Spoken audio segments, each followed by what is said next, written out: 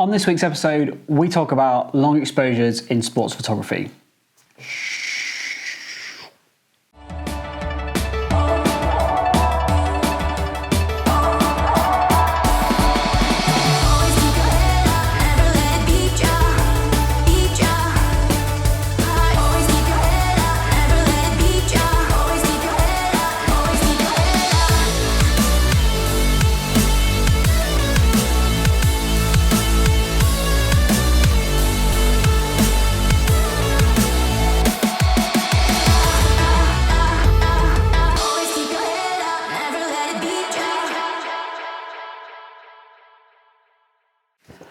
So I had another idea for this video this week, to be honest. It wasn't going to be about this at all. I've been a little bit on the lax side, I guess, with shooting content for this. It's not been the best of weeks, I guess. About just over a week ago, we were getting prepped and ready to fly off to Abu Dhabi for the World Triathlon Series season opener at the Yas Marina. Very much looking forward to that one. It was the big start of triathlon for the season. We were all dead excited, and then the coronavirus hit, and it hit not only in the region, but it hit directly into one of our event hotels that we were going to use. So that event's been postponed. So I've actually, rather than being halfway around the world, which I kind of hoped I would be this week, I've been at home working away, sorting bits and pieces out, having some downtime. So I haven't really done as much as I wanted to. But anyway, this video was meant to be about a few other bits and pieces, which I'll flip back to later in other episodes. Don't worry, I'll come back to it. I'm not going to forget it. So I got talking to one of the subscribers on the channel at the weekend, a guy called Ryan, who's a really good UK-based sports photographer, from what I can see. He sent me an example of a picture that he took at the Six Nations England-Wales game.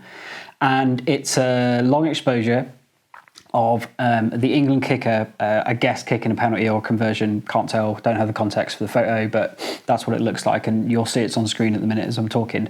And I really like this photo because it shows that movement, and it shows that kind of fluidity that sometimes gets lost in sport. We're really, really good sports photographers at rattling high burst photos off that freeze that image tack sharp, freeze that action tack sharp.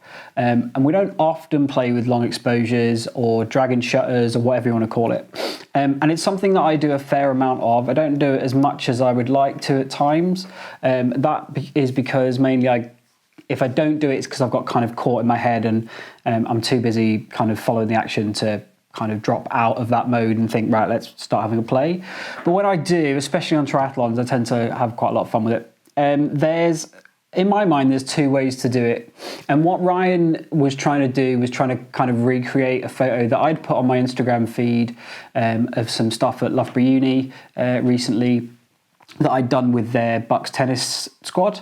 And I'll drop that photo on. And what that photo is a different version of long exposure to Ryan's photo. So Ryan's photo is that kind of shot, which I do quite a lot. There's no, what I'm saying here as well, by the way, is there's no right or wrong in this. There's no like, well, you must do it this way or you must do it that. No, in my head, there's two different ways to do this.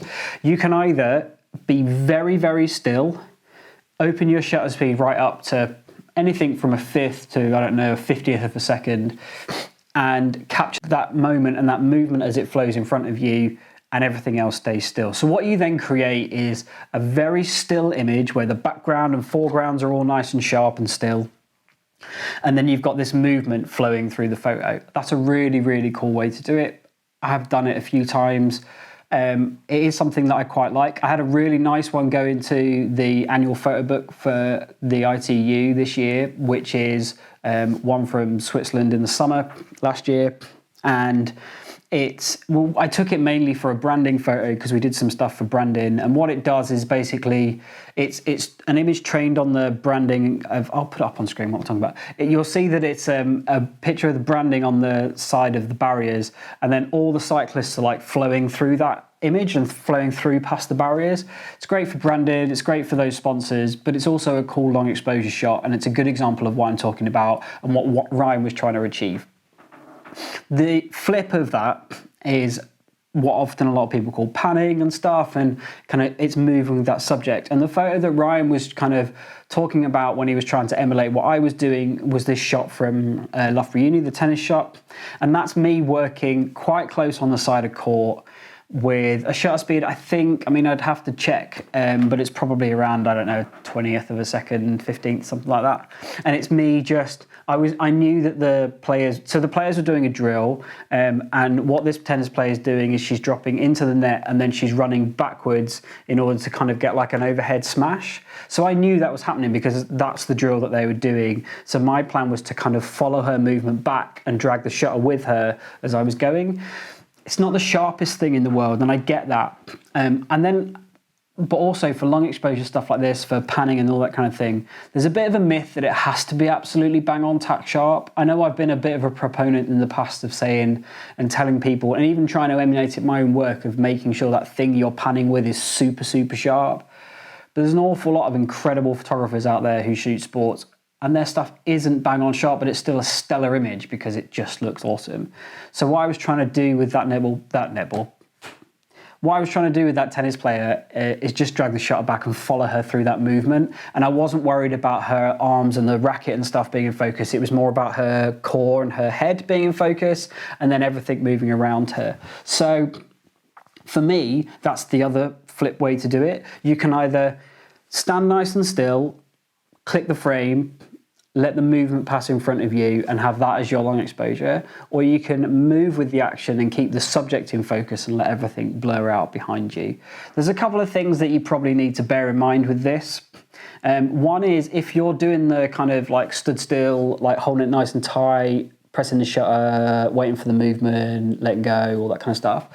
What happens is you're going to find that you get camera shake, quite a lot of camera shake. So if you're down at like a 1/5 or a 1/10 of a second, that camera is going to shake like crazy. Like you imagine like holding this still for a 1/5 of a second. That's really hard, especially when you're like focusing, especially when you're pressing the shutter, especially when there's loads and loads of movement around you, wind, all that kind of stuff. Like it's hard. So like really lock your elbows in, keep yourself nice and still, try and breathe with the movement as well. There's nothing worse than like hitting that shutter and because all that's going to do is like move your hands. So you need to kind of be careful of all of that kind of stuff.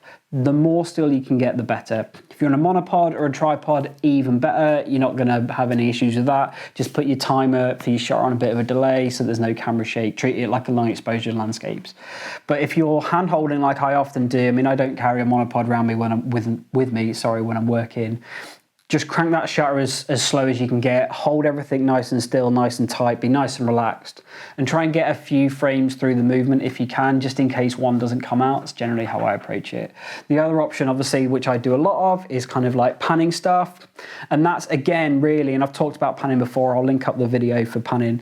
It's about kind of like locking your elbows in, keeping yourself nice and still, and it's about a body movement. It's about tracking that action rather than just holding still and letting that action move in front of you. So you've got to really kind of like get used to the movement. So if you can do a few different takes, if you will, with that movement, brilliant. Because what that means is that you're just getting used to that player's speed, how they move, where they move, when they move, all that kind of stuff. Like if you just try and do it once, you're rarely going to pull out a really, really good photo. So what's really useful is to kind of like just get used to it. That's why when if anyone ever sees me or whatever at like events, you'll notice that I'm doing a lot of stuff during warm-ups and practices and all that kind of stuff. And it's not just to get really nice, cool like warm-up images and build-up images. It is, but it's also, there's another thing. Even if so netball, great example. So I will always shoot the warm-up for netball, not just because I want to put some warm-up images out there and share them back to the team, but also because it's getting me in the mode of, right, this player, how fast are they moving? How are they moving today?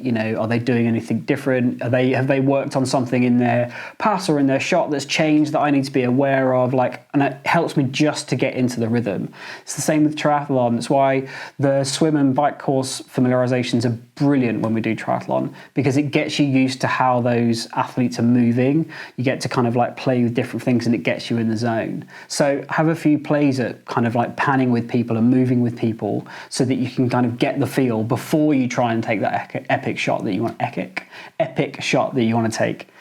So kind of that's how long exposure photography works in sports. That's how I do it. It's either freeze the background, let the motion flow in front of you, or move with the action and blur out that background. It's a lot of practice.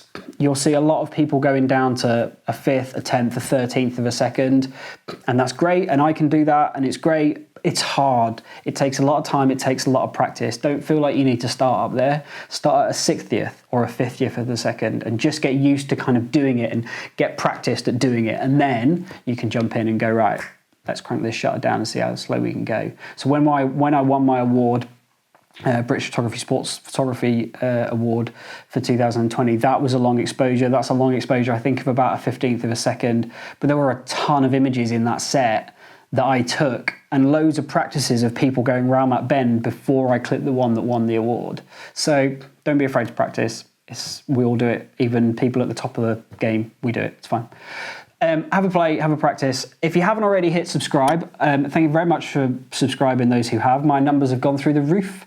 I got a stat report from YouTube the other day saying that I'd gone up 82 subscribers this month, which is ace. Last month, February, which is ace. I really, really appreciate it. If you like this video, hit the like button. If you want to keep updated and stuff, hit the bell, and then you'll be updated whenever videos and stuff go live. It's cool. If you haven't already, give me a follow on Instagram. Hit me up. Always really nice to chat to people who kind of follow the channel and stuff. If you've got any sports photography questions, anything like that, feel free to DM me on Instagram and I'll follow you up. It's cool.